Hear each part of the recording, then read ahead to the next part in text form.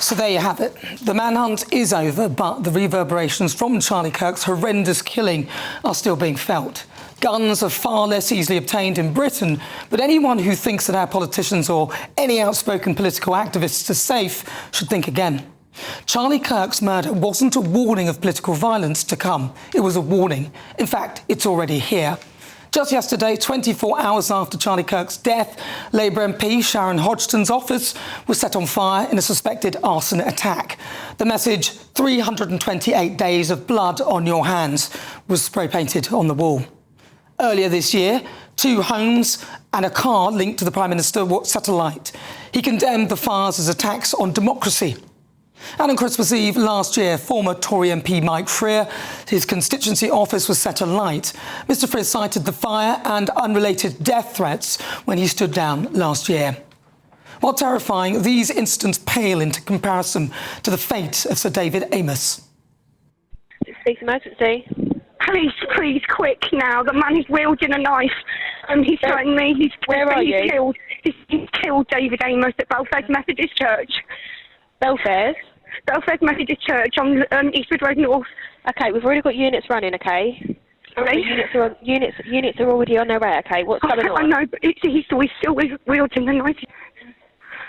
In 2021, the Tory MP was murdered at his constituency surgery by an Islamic extremist of Somalian heritage.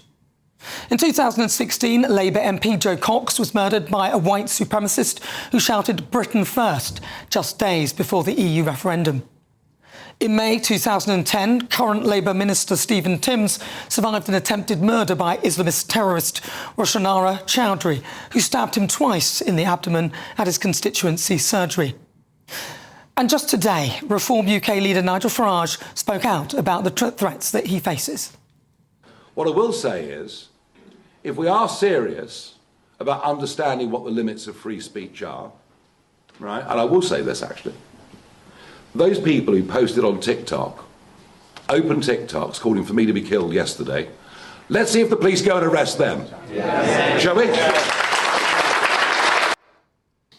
So to those who think that Charlie Kirk's murder was just a warning, a precursor of things to come here in the UK, think again.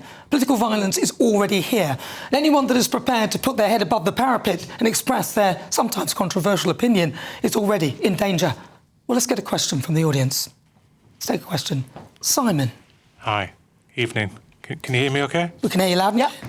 So this is from the Charlie Kirk's issues and the murder yesterday. And he came as a bit of a shock to me, and I think it came a bit of a shock to everybody. We watch him on TikTok every day and watch his podcast, and they were very enlightening. I don't believe in everything he says, but I believed in a lot of the things he said.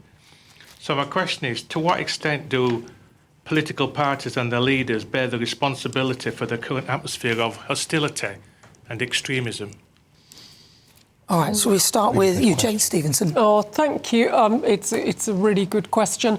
I was really, as everybody was, horrified to see Charlie Kirk was murdered, assassinated, and the response to that assassination really shocked me as much as the act. I think people celebrating the death of a young father and husband was horrifying. I think as a human race, we are still getting used to the internet. And I think when I was in Parliament, I had someone convicted of making a death threat against me when I was there. It's not what you hope to go into when you start with good intentions. But I think the internet has changed the game for all of us. And it's changed the anger levels and the spread of anger. And I think I'm grateful we don't have guns as readily available in the UK. But I'm sure Barry has had death threats as well. It is part of the job, and I do think the internet has accelerated it. Whether it's party leaders or just the discourse in the last Parliament, there were certainly Labour pile-on campaigns that fueled death threats. I think mine came after they decided to announce that the Tories had voted to starve children, and it was talked about in very inflammatory language. We were actually removing a temporary support measure that had been there when schools were closed to provide a supplement for the free school meal, what kids would have normally been having in school. So I think, sadly, the tactics of politics, I think, have probably got a little bit too heated.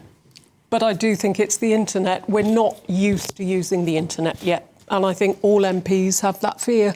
Christopher, do you think it's the internet, or do you think there's quite a bit more going on there?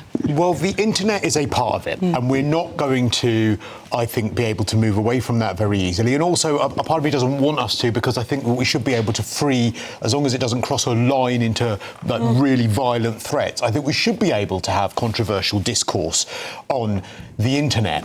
And I don't think that's going to change going forward. What should change is what our MPs and what our elected officials are saying and the level of discourse that they provide. So, for instance, a couple of examples. Sadiq Khan, Donald Trump is like a 20th century fascist. He warned Western democracy was at risk of resurgent fascism ahead of the Trump inauguration. Donald Trump is a racist KKK and Nazi sympathiser, said David Lammy. Now, clearly they didn't mean that, because when Donald Trump got re-elected, David Lammy is now seeing him. But it's the kind of discourse that gets clicks and that gets people interested in your party and hopefully gets them elected. And I think that is repellent, and it's also a really bad example to set, because it does start at the top. And actually, we can all be blamed for a little bit of hyperbole, I think, now and then, but I do think our elected officials bear more of a responsibility to go by the old adage, which is, I might not disagree with what you have to say, but I will defend your right to say it. Do you know, I've never called anyone a neo-Nazi sympathising sociopath. Far right, it's thrown around like there's no tomorrow. It's wrong. Into my head to say that. Has anyone done that here? No. It's interesting, isn't it? Barry Gardner. I probably didn't agree with a great deal of what that young man said and stood for. I'm appalled by his death, and I respect the fact that he wanted to air his disagreement with other people through debate. And that's what he did. And I think we all have a responsibility to fight words with words. Yes, Jane's right. I have somebody who was put into prison because he wanted to decapitate me. And all MPs that I know have lived under some sort of threat or actual physical violence. It is now rated, being an MP is now rated the most dangerous job in the UK. And that's quite simply because there are only 650 of us, and 2 of us have been assassinated in the past decade, with others actually having physical violence. But I think you're right to talk about the internet. I think you're right to talk about the algorithm. But Christo's right. We have choice. We have a choice. And what we can do is we can either always watch the things that reinforce our beliefs, or we can try and watch things that sometimes disagree with what we say. And,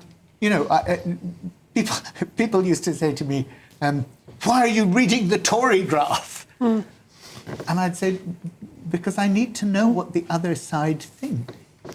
And it's really important that we have that discourse where we understand where people are coming from. I mean, quite honestly, Nana, that's why I come on this programme. Yeah. I know that most people who watch GB News, and perhaps most of you in the audience, don't agree with my political views. And on the panel as well. And on the panel as well. But we're laughing, though, don't we? Come on, he's all right. The reason I come here is because I take those views that you have seriously, and I want to be able to debate with you and provide respectful and serious counter-arguments to them. That, I believe, is what Charlie Kirk was doing. I think he was, and that's the tragedy of this situation. Yeah. Well, I think that's why I listened to James O'Brien. Right, go and tell. What? James O'Brien on LBC. I thought he said that. Oh, no. I think everybody on the panel thinks the same way. I myself have received a number of death threats, and it goes with the territory. It just goes with the territory. And you can't live your life in fear. And it's clear that Charlie Kirk didn't. He spoke about the threats, he spoke about the danger, and he went out very publicly, very openly, proved me wrong. He wanted people to disagree with him. I was at the Red Vigil this evening on Whitehall. There was more than a couple of hundred. There was a good couple of 3,000 there. And what was interesting, I was actually talking to a chap next to the chap from the New Statesman, who was a left-wing journalist, and he was saying he was really surprised. He was expecting the crowd to be much smaller, but also to be energised by what Charlie Kirk was saying, to be anti-abortion, to be this, to be that, the things that Charlie Kirk believed in. And what he found was, he'd been talking to a lot of people, what he found was, no, they were there just for the free speech aspect and the fear of that. But whilst, in the last week, we've had a senior Labour official describe Farage as Hitler. We've had a senior minister with the backing of Number 10 describing him as somebody who supports Jimmy Savile and paedophiles. This is the language which is going on here, and this is the language that creates this sort of violence. I know Farage, everybody laughed when Farage had milkshakes thrown at him, but I tell you what, until that liquid hits your face, you do not know what it is. Yeah. And when you have a comedian the next day, Joe Brand, on TV, saying it should have been battery acid, it's not just politicians. No, it's not just politicians. Yeah. And so, whilst I don't think we should ban people from saying things they wish to say, and I don't, but they do have to take some level of responsibility. We believe in free speech, even the ability to be vile. All right. Well, listen, Geraint Towler, thank you very much. My brilliant panel, Barry Gardiner, Jane Stevenson, Christo Fufas and Gawain Towler.